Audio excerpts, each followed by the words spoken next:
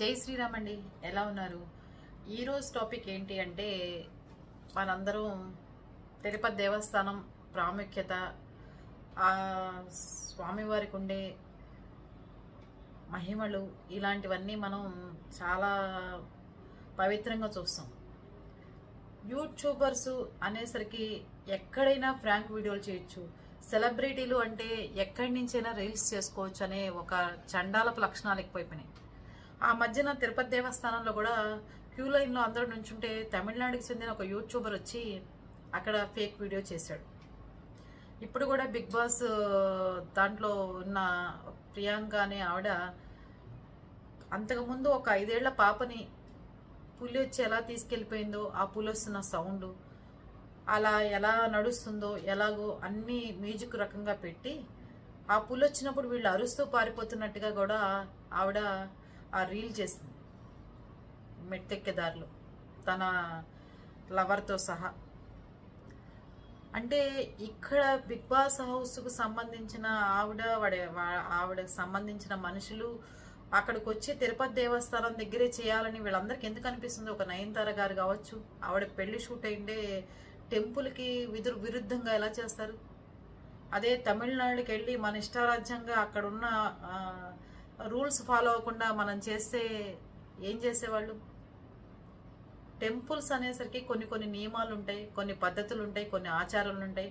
మొన్న కూడా దువ్వాడ శ్రీను, మాధురి కలిసి ఇష్టారాజ్యంగా అక్కడ ఫోటోలు దిగి ఆ ఫోటోలు ఇన్స్టాగ్రామ్లో, ఆవిడ యూట్యూబ్లో, ఆవిడ యూట్యూబర్ కాబట్టి దాంట్లో ఆవిడ దాన్ని ఫార్వర్డ్ చేశారు. అంటే దేవస్థానం అంటే ఏమనుకుంటున్నారు? బిగ్ బాస్ హౌస్లో పనిచేసిన వాళ్ళు, సినిమా యాక్టర్లు, లేకపోతే ఇలా మాధురి లాంటి వాళ్ళు ఇలా వచ్చి రీల్స్ చేసేసుకుంటే అదేమన్నా ఒక ఊటీ కొడైకెనాల్లో మనం ఫోటో దిగినట్టు అనుకుంటున్నారా? ఏమనుకుంటున్నారు? క్వశ్చన్ చేసేవాళ్ళు ఉంటేనేమో మీద పడిపోయి కామెంట్లు పెట్టేస్తారు. ఇలాంటి మనుషుల్ని ఇంత రకంగా దారుణంగా చేస్తుంటే హిందూ సమాజంలో ఉన్న వ్యక్తులందరూ ఏం చేస్తున్నారు? ఏ తక్కిన వాటి దగ్గరికి వెళ్ళి ఎవరు ఫోటోషూట్లు చేయట్లేదే.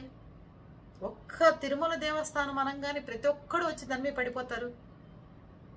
ఏడుకొండలు అంటే మనం ఎంతో పవిత్రంగా చూస్తున్న మన ధర్మాల్లో ఏడుకొండలైన వెంకటేశ్వర స్వామి గారు మనకి చాలా పవిత్రమైన, చాలా నిష్టగల, మహిమగల దేవుడు. ఏదున్నా వెంటనే చూపిస్తాడు. అలాంటిది ఆ దేవుడి దగ్గరే వచ్చి పరాజకాలు, ఆ దేవుడి దగ్గరికి వచ్చి మనం కథల్లో కూడా చూసాం. ఆవు పులి కథల్లో తండ్రి నాన్న పులి వస్తే చెప్పు, నేను ఇక్కడ ఆవును మేపుకుంటా అంటే పిల్లాడు గడిగడికి నానా పులి అంటే 2 సార్లు వచ్చి చూస్తాడు. 3వ సారి నిజంగా పిలిచినా కూడా వాళ్ళ తండ్రి రాడు, పులి వచ్చి నిజంగానే పిల్లాడిని తీసుకెళ్ళిపోతుంది. అందుకే పిల్లలకు కూడా నీతి వాక్యాలు, ఆవు పులి కథ చెప్పి చిన్నప్పటి నుంచి పెంచుతారు. అలాగే ఈ ప్రియాంక అనే ఆవిడ కూడా ఏం చెప్తుందో, ఏం చెప్తాం అనుకుంటుంది అక్కడ. ఇలాంటి ప్లేస్లో ఇక్కడే పులి వచ్చి బలన 5 ఏళ్ల పిల్ల ఇలా బలైపోయింది. ఇలాంటి ప్లేసుల్లో మీరు సేఫ్గా ఉండండి అని చెప్పండి. యూట్యూబర్స్గా మీ ధర్మం పాటించండి. యూట్యూబర్స్ అంటే వ్యూస్ కోసము, డబ్బు కోసము, లేకపోతే మీ అందాలు చూపించుకోవడానికి, మీ దగ్గర ఉన్న షాపింగ్లో ఉన్న వస్తువులు చూపించుకోండి, ఇవి కొనుక్కోండి అని చెప్పి దేశంలో ఉన్న కరువంతా జనాల్లోకి తేవటానికి కాదు. మీకంటూ ఒక బాధ్యత ఉంది. మీకంటూ ఒక కెమెరా మీ చేతుల్లో ఉన్నప్పుడు సమాజంలో ఇలాంటివి అరాచకాలు జరగకుండా, ఇలాంటి చోట వచ్చినప్పుడు పిల్లలతో సేఫ్గా ఉండండి అని చెప్పండి. ఇలాంటివి ఉన్నప్పుడు పిల్లలుని దగ్గర పెట్టుకుని జాగ్రత్తగా తీసుకెళ్ళండి అని చెప్పండి. మెట్ల మార్గంలో వచ్చేటప్పుడు, లేకపోతే గుంపులుగా వెళ్ళండి, ఇలాంటివి ఇక్కడ జరిగినాయి కాబట్టి అని చెప్పండి. చాలా బాగుండేది, మీరు పేరు కీర్తి వచ్చేది. ప్రతి ఒక్కళ్ళు వచ్చి తిరుపతి దేవస్థానం దగ్గరికి కానీ ఆ హిందూ టెంపుల్స్ దగ్గరికి వచ్చి పిచ్చి చేష్టలు చేస్తే ఎదురుకులాగా ఊరుకునే మనుషులు, ఎదురుకులాగా ఊరుకునే హిందూ సంఘాలు అయితే ఇక్కడ లేవు. ఎవరు హిందువు అయినా సరే అక్కడికి వచ్చి పిచ్చి చేష్టలు చేస్తే కఠినమైన చర్యలు మాత్రం తప్పకుండా ఉంటాయి. దయచేసి అందరూ గమనించగలరు. ఇది జరగకుండా ఉండాలి. ఇలాంటివంటే మీ వైపు నుంచి కూడా మీ సపోర్టు కావాలి.